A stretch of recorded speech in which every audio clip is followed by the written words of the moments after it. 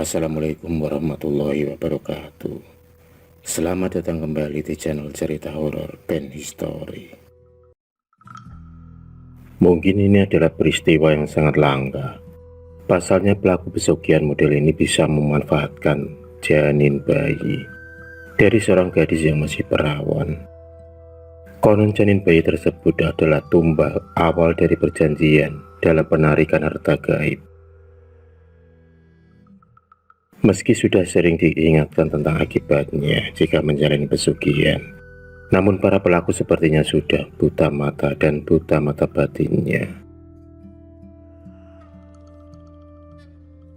Memang benar, yang sering dikatakan banyak orang, bahwa apapun bentuk dan tujuannya bersekutu dengan makhluk halus akan banyak ruginya daripada untungnya. Banyak faktor menjadi penyebab kenekatan seseorang melakukan persekutuan dengan makhluk halus dan upaya memperkaya diri secara instan. Padahal nyata-nyata telah dimengerti jika hal itu dikutuk oleh agama apapun. Alasan yang mereka kemukakan terkesan klise, yaitu terhimpit faktor ekonomi. Di samping itu, mereka juga merasa iri dengan keberadaan masyarakat di sekitarnya yang hidup bergelimang harta.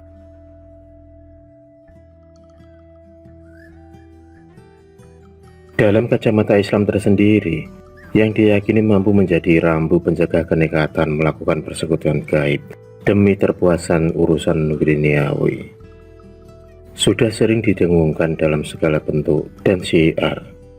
Akan tetapi kenyataannya justru hal tersebut banyak dipalingkan oleh sebagian orang. Kadang juga dijadikan topeng semata agar bisa menutupi perbuatan kotor tersebut. Tragisnya, demi hal itu, pengorbanan yang dipersembahkan dan yang biasa diminta adalah nyawa manusia juga mampu terpenuhi. Tidak peduli diri sendiri, istri, anak atau orang lain yang masih ada hubungan saudara. Sungguh tidak manusiawi. Karena kenyataan ini tak beda dengan tindakan kejahatan pembunuhan yang terselubung. Sayang, untuk mengungkap pembuktiannya susah didapat. Pasalnya modus kejahatan yang terjadi dalam bungkus alam tidak kasat mata. Pembuktian secara hukum sangatlah lemah.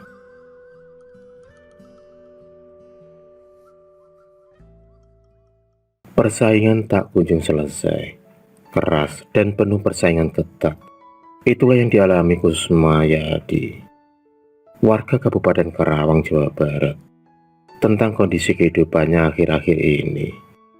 Pria yang berusia 41 tahun itu kini hanya bisa menyesali hasil perbuatannya setelah harta yang paling berharga melayang sia-sia. Bahkan, kerasnya kehidupan nyaris membuat pria kelahiran 10 Oktober tahun 1975 itu frustasi. Kusmayadi baru benar-benar menyadari keras dan ketatnya kehidupan setelah lebih dari 2 tahun kesulitan mendapatkan pekerjaan. Sebenarnya ia sudah berusaha sebelumnya, termasuk rela meninggalkan kampung halamannya untuk mengembara di kota-kota besar. Berbagai macam perusahaan, baik yang berskala besar ataupun kecil, telah didatanginya. Namun semuanya tidak membuahkan hasil. Padahal kala itu, perusahaan yang didatangi banyak yang sedang membutuhkan karyawan. Tetapi dengan berbagai alasan, lamarannya selalu ditolak.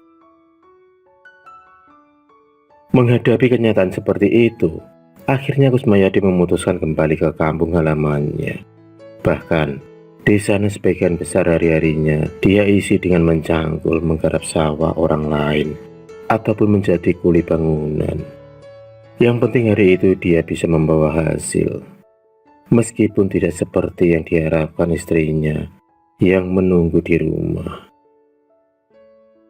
Kira-kira setengah tahun tinggal di desa, Kusmayadi merasakan sangat prihatin dengan keadaan perekonomian keluarganya. Karena itu, pria berkulit gelap itu kemudian memutuskan untuk bekerja pada salah satu tetangganya, meski hanya bekerja di home industri. Namun, dia merasa senang karena bisa membuat dapur bisa ngebul. Selama bekerja di perusahaan yang bergerak di bidang perinting dan sablon kaos, Dan percetakan itu, etos dan cara kerja yang ditunjukkannya mampu membuat kagum pemiliknya. Hingga akhirnya, dia pun dipercaya sebagai kepala bagian di CV tersebut. Namun kenaikan jabatan tersebut tak secara otomatis membuatnya merasa senang dalam menjalani pekerjaannya.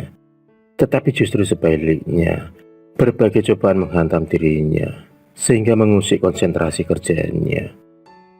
Cobaan paling berat datang dari rekan-rekan sekerjanya yang iri atas pengangkatan dirinya sebagai kepala bagian. Dengan berbagai cara, kelompok pekerja tersebut berusaha merusak hubungan baik Kusmayadi dengan sang majikan. Namun, meski isu dan fitnah telah dihembuskan, kepercayaan sang majikan kepadanya tak kunjung luntur. Hal itu sendiri tentu saja semakin meningkatkan kegeraman mereka.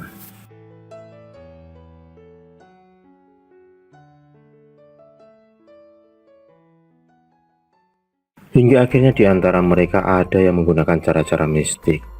Hal itu baru disadarinya setelah Kusmayadi menemukan berbagai macam benda aneh seperti paku, silet, beling, boneka kecil hingga kendi air yang diisi garam dan lombok tergeletak di depan pintu rumahnya. Untungnya serangan-serangan gaib tersebut tak sampai mencelakai Kusmayadi dan Sophia istrinya. Menyadari persaingan semakin tak sehat, pria berwatak kalem itu mencoba mengajak berdamai para pekerja yang tak senang padanya. Akan tetapi dari langkah-langkah tersebut dia tak menemukan jawaban. Sehingga akhirnya dia sendiri mengalah dengan memutuskan untuk mengundurkan diri dari pekerjaan tersebut. Tentunya hal itu dia lakukan secara baik-baik kepada sang majikan. Semenjak keluar dari CV itu, Kusmayadi kembali pada aktivitas semula, yakni menggarap sawah milik orang lain. Atau tidak jarang pula jika kepepet dia rela menarik becak yang sedang menganggur milik tetangganya. Dia tidak mau memperlihatkan kekurangan di hadapan sang istri yang sangat dia cintai. Dia benar-benar bertanggung jawab tekadnya yang sudah memilih Sophia sebagai istrinya. Sampai kemudian pada suatu hari, tanpa diduga pada saat itu dirinya sedang ngetem menunggu penumpang di perapatan Tanjung Pura. Kusmayadi dihampiri sebuah mobil keren. Awalnya dia mengira penumpang sedan berwarna metal itu sedang kesasar atau menanyakan sebuah alamat. Namun, setelah melihat siapa yang turun dan menghampirinya, Kusmayadi menjadi terkesiap dan kaget. Pasalnya pria ganteng yang berpakaian perlente itu tidak lain adalah temannya semasa kecilnya yang lama meninggalkan Karawang, Hendro. Demikianlah nama pria pemilik sedan itu. Masih diingat saat pergi pamit, Hendro masih dalam kondisi serba kekurangan. Bahkan untuk ongkos pergi merantau saja harus meminjam uang dan perhiasan emas kepada Kusmayadi. Maka tidak aneh jika pertemuannya saat di perapatan terminal Tanjung Pura itu begitu terlihat sangatlah akrab. Bak dua saudara yang lama tidak bertemu. Dikatakan Hendro bahwa dirinya pulang ke Karawang hanya untuk mengunjungi keluarganya yang telah lama dia tinggalkan. Setelah bosan berbincang-bincang ngalor ngidul tentang kenangan-kenangan waktu itu, Hendro menjadi prihatin atas keberadaan teman akrabnya itu. Meski awalnya agak berat untuk mengungkapkan, tetapi akhirnya dia memberanikan diri untuk mengajak Kusmayadi keluar dari kemiskinan. Dirinya kemudian begitu prihatin menyaksikan kondisi temannya yang terpuruk itu. Awalnya Kusmayadi sedikit risih ketika Hendro cerita jika keberhasilannya itu adalah hasil kerjanya yang dibantu oleh seorang paranormal. Dikatakan Hendro bahwa keberhasilannya itu hanya bermodalkan mencari seorang gadis perawan, tetapi sudah hamil di luar nikah. Ditambahkan janin bayi dari perut gadis perawan itulah yang akan menghasilkan banyak uang. Dan Kusmayadi hanya cukup memberi sumbangan tali kasih kepada gadis itu dengan nilai nominal sekitar 5 juta rupiah. Mendengar nilai yang disebutkan, Kusmayadi sampai tersentak batinnya berkutat. Jangankan uang jutaan, buat makan sehari-hari saja sulitnya minta ampun.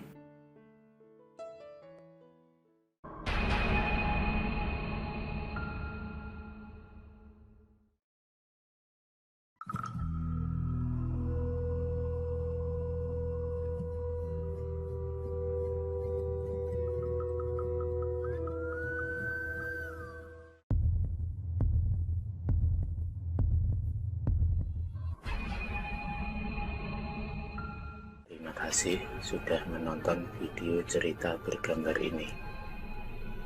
Klik subscribe untuk terus berlangganan video-video cerita bergambar selanjutnya. Semangat berkarya.